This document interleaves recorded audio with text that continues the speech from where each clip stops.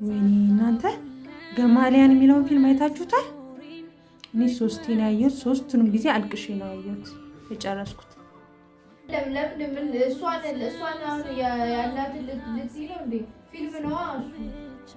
እኔ ግን ፊልሙ ማለቅ ያለበት እህትየው ከሞተች በኋላ ፊልሙ ማለቅ ነበረበት። እንዴ እንዴት ነው የሰው ልጅ እንደዚህ የሚፈተነው? ግን ያው በእውነተኛ ታሪክ ላይ ስለተመሰረተ ነው የቀጠሉት እንጂ ማለቅ የነበረበት የእህትየው ሞት ጋር ነበር።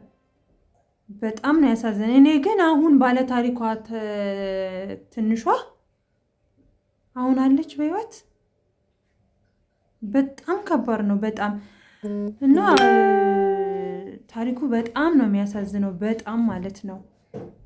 እና ነገ ከትንሽ ከደቂቃዎች በኋላ ምን እንደሚያጋጥመን አናውቅም።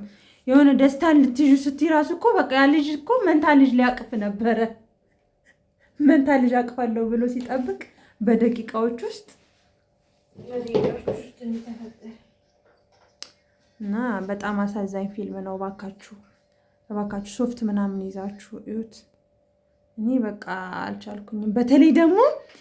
በተለይ የትንሿ አለቃቀስ ዋው!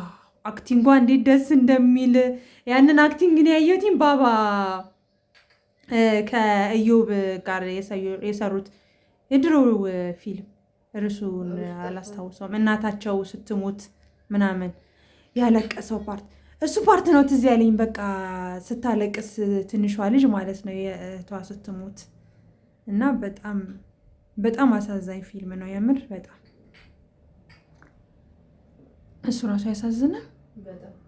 በጣም ነው የሚያሳዝነው። ብቻ በጣም ምርጥ ፊልም ነው፣ ተመልከቱት። ግን በጣም አልቅሱ። ብሶት ምናምንም ካለባችሁ በዚህ ይወጣላችሁ፣ አልቅሱ። የምር እኔ እንደውም በጣም አልቃሻ ነኝ ማለት የሆነ የሚያሳዝን ፊልም ካየው በቃ አልቃሻ ነኝ። በጣም ብዙ ሰው የሚያቀኝ በአልቃሻነቴ ነው እና አልቃሻ ያልሆነ ሰውም ያለቅስበታል ፊልሙ እና ምርጥ ፊልም ነው በእውነት። ቃል ኪዳንን በጣም ነው ያደነኳት። ጎበዝ ልጅ ናት። በርቺ ማለት እፈልጋለሁኝ። ሌላም ፊልም ሰርታ ደግሞ ማየት እንፈልጋለን።